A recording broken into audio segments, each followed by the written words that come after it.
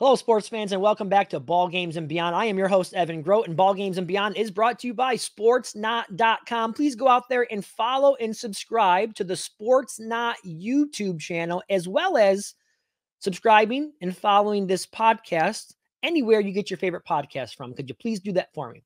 All right, we have a very fun show planned for you today. One of my favorite times of the year, fantasy football season. That's right. We are just a couple of weeks away now from the actual NFL season getting underway. So that means this is prime season for fantasy football drafts. And I want to help you make sure that you are fully prepared for your draft for those of you that have not drafted yet.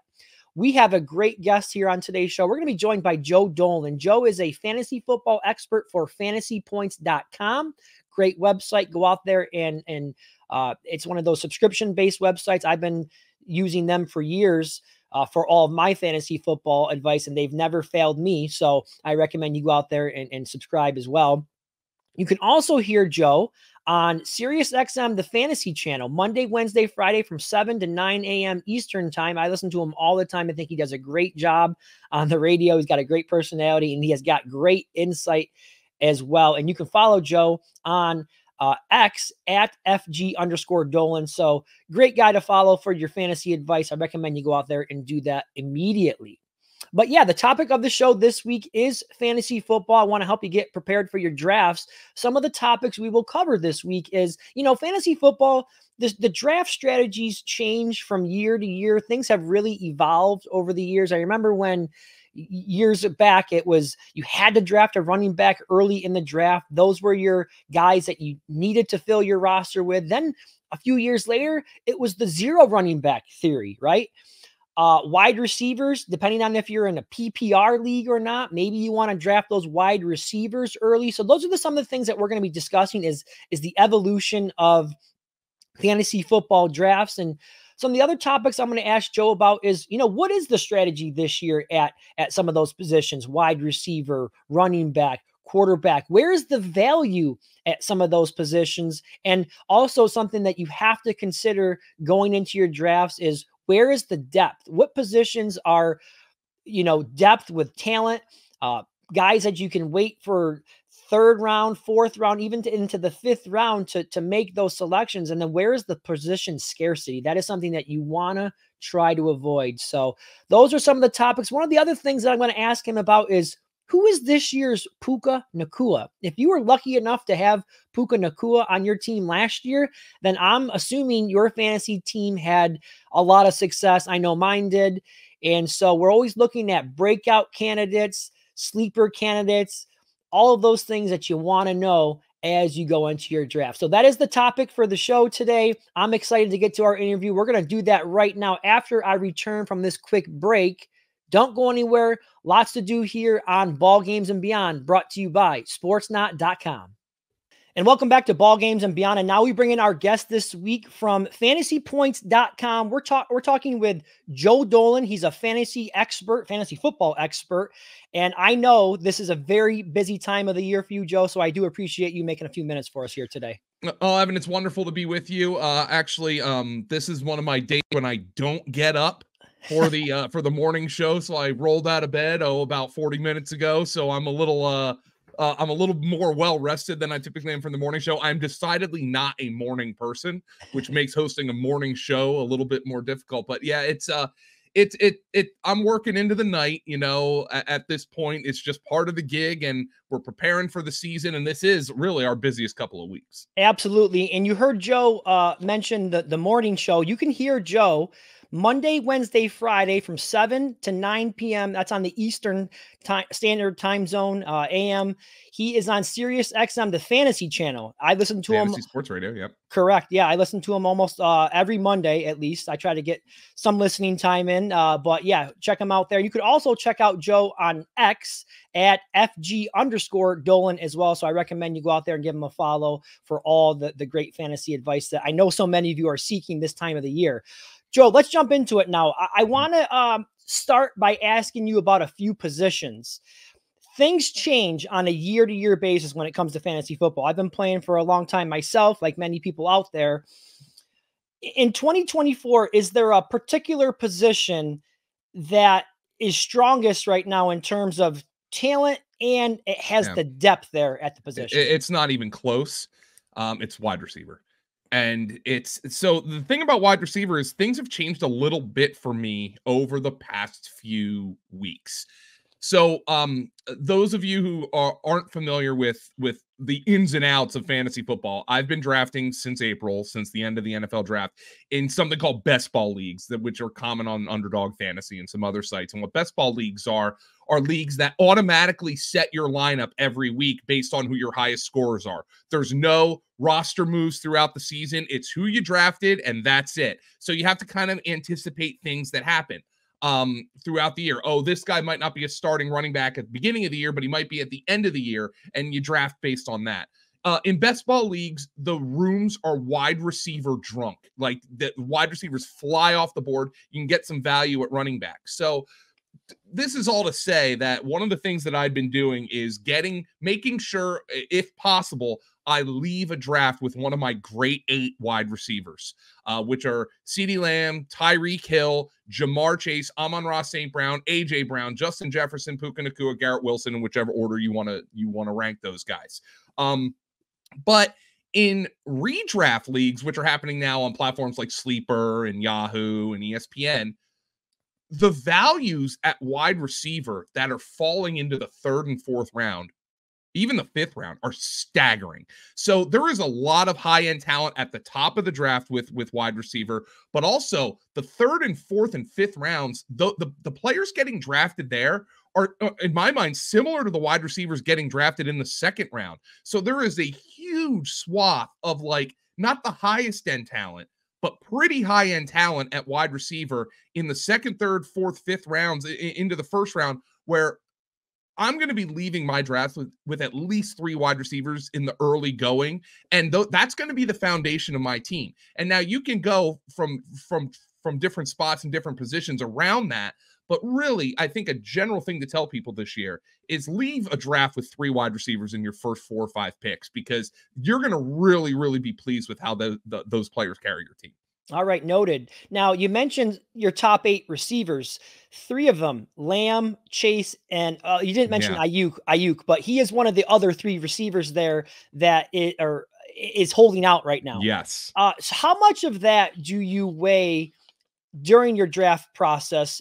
Are you at all concerned about them missing all this time in camp, the risk of injury? How does that affect your decision to maybe draft one of those guys? So what it has done here, to back up to my overarching statement that I wanted one of my great 8 wide receivers in any draft. Well, with CeeDee Lamb and Jamar Chase, who are two of the 8 currently dealing with contract issues. Tyreek Hill has a little bit of a wrist issue right now. Obviously, Justin Jefferson's quarterback situation is precarious, and Puka Nacua's got a knee injury. Now, do I think any of these are serious? I don't believe so. But with each passing day, the chance that something becomes serious and they're not on the field increases. So what that's done is Christian McCaffrey is the number 1 overall player in fantasy. But if I get an opportunity to draft Bijan Robinson or Breece Hall, I've typically been doing that. And then, like I said, 2nd, 3rd, and 4th round, those receivers there are excellent. And then you can kind of build those receivers around an elite running back. So, but let's get into specifics. I got to be honest, I have no clue what the Cowboys are doing. None. There is no advantage to them not paying CeeDee Lamb. None. If they don't pay CeeDee Lamb, they might have the worst wide receiver room and the worst running back room in all of football. Think about that. So I don't know what they're doing. I've been of the mindset that common sense will prevail. But we're now sitting here August 22nd, and common sense has not yet prevailed. I guess I'm a tiny bit more concerned about Jamar Chase, because you probably feel like the Bengals think they can weather a game or 2 storm with T. Higgins, and they drafted Jermaine Burton and Yoshivas and, of course, Joe Burrow. I still think something's going to get done there, but it is valid to be concerned. And if you want to use that as a tiebreaker to go with one of those elite running backs like Bijan or Breece Hall, or even one of the grade 8 receivers who have clean slates right now. Amon-Ra St. Brown got paid this offseason, so did this quarterback. A.J. Brown got paid this offseason. Apparently has had a phenomenal training camp. He's clean right now. So maybe you want to pivot to one of those guys. I don't have a problem with that as well. I still think common sense will prevail at the very least in the CeeDee Lamb situation. But, you know, Jerry gonna Jerry. That's true. All right. So now that we know there's depth there at the wide receiver position, on the flip side of that, what position this year in fantasy football it lacks the depth, and you advise people don't wait too long because it dries up real quick? Yeah, so tight end is terrible this year. But there are buying opportunities. So here's the thing. This is the first year in about a decade where we haven't had a tight end in contention for a first round pick. So a number of years ago, like I used to do a tier sheet on my cheat sheet. And at the top for every position would be tier one, tier one, tier one. Well, tight end was so broken that Rob Gronkowski was in a tier unto his own. I called it the Gronk tier. And then that kind of morphed very smoothly into the Travis Kelce tier, where Travis Kelce was so head and shoulders above everybody else that he was in contention for the first round because of the positional advantage. But last year, even though Kelce had a great year, he didn't have his first 1,000-yard season in a number of years. And his route share went down. And obviously he dealt with some dings and dents. And then in the playoffs is when he really was unleashed. So I'm sitting here thinking to myself, what do the Kansas City Chiefs have left to accomplish? What does Travis Kelce have left to accomplish as a professional? He's already a first ballot Hall of Famer, just like his brother. He's a Super Bowl champion, just like his brother. And unlike his brother, he's the most famous man walking the planet. So, I mean, seriously, think about it. There's very few people in contention for that. The Kansas City Chiefs have the opportunity to be the first team to win 3 consecutive Super Bowls. No team's ever done that before. Travis Kelce's personal glory is accomplished. He's the all-time leading receiver in the history of the Kansas City Chiefs. He's a multi-time Pro Bowler. He's already a Hall of Famer. So my assessment, just common sense, is the Kansas City Chiefs are going to use Travis Kelce not as a part-time player, but as a smart-time player. Third down, red zone, you're going to see him in there on every one of them. But if he loses some early down snaps here and there and doesn't pile up the receiving numbers that we're used to seeing, I wouldn't be shocked as they try to keep him fresh for the playoffs. So he's moved down the board a little bit. So the tight end position, there's really only 8 or 9 guys who I feel comfortable with as a starter. And that's a problem because there's usually 10, 12, or 14 teams in your fantasy football league. So, you know, I want to get one of those top 7 or 8 guys who I feel pretty good about. The good news is you don't have to draft those guys in the first, second, or third round. They're going to be available in the 4th, 5th, and 6th. And I think that's kind of where I like to attack. The guy I've drafted the most so far as one of those tight ends is Trey McBride of the Cardinals. All right, good stuff there. So don't wait too long on your tight end. Now, what about the running back position? You mentioned some of the top 3. We have CMC, Breece Hall, Bijan Robinson. Realistically, though, if you miss out on one of those top 3, how long do you recommend people wait before they get their first running back? So there's a couple of guys at the second in the second and third round, first or second round cusp, who I like. Jonathan Taylor is a guy who's going at the end of the first, beginning of the second round, who I like. Remember a couple of years ago, he was being drafted as the number 1 overall pick in fantasy. And I think he can have a fantastic year. I've really enjoyed pairing him with one of my grade 8 wide receivers. Like, you could start a draft, AJ Brown, Jonathan Taylor, and that's a really sexy start to a draft. It's possible this year. You can start a draft, Garrett Wilson, Saquon Barkley this year. Saquon's going in the second round. And then there's guys going in the third, 4th round area that I really like. Derrick Henry. I think Derrick Henry can have a monster year this year. Jahmyr Gibbs is going at the back end of the first round as well. I know he's been kind of dinged up. I think he's going to be okay.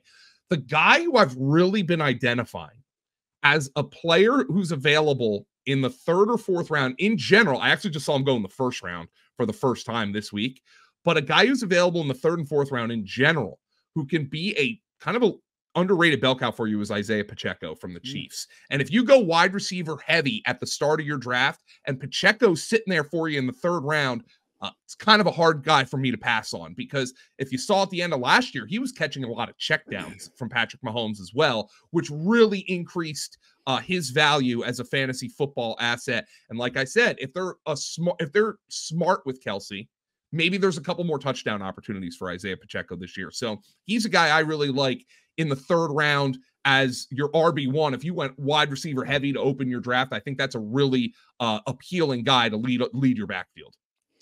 Now, I know you spend a lot of time looking at ADPs, average draft positions.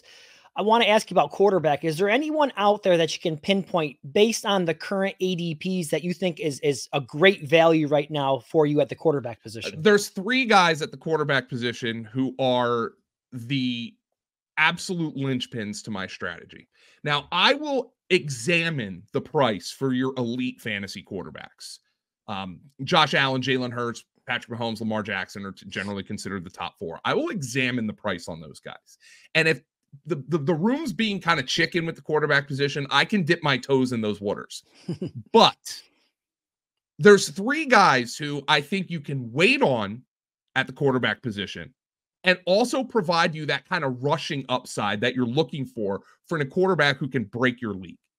Kyler Murray, Jaden Daniels, and Caleb Williams are 3 absolute linchpins for me.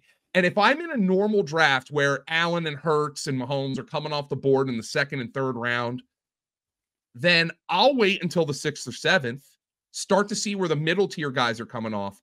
And if that's where Kyler Murray starts coming off the board, great. Then I'll pivot to Jaden Daniels and Caleb Williams. I think in most of my home league drafts, most of my standard redraft leagues, I want to draft at least one of those guys, because it's very easy as well, if you have the roster spots to do it, to then go get a cheap backup quarterback like a Matthew Stafford or an Aaron Rodgers, who, if they're healthy, are going to at least provide you a decent baseline of production. So in the event you're like Jaden Daniels, oh God, I hated that guy as a prospect. I'm just throwing a hypothetical out there. Oh, I'm a little worried about Caleb Williams for whatever reason. Kyler Murray's always hurt. Well, I think you could get a cheap backup quarterback to insulate you against that. So those guys to me are 0 downside with all the upside. Those are the 3 linchpins to my quarterback draft plan.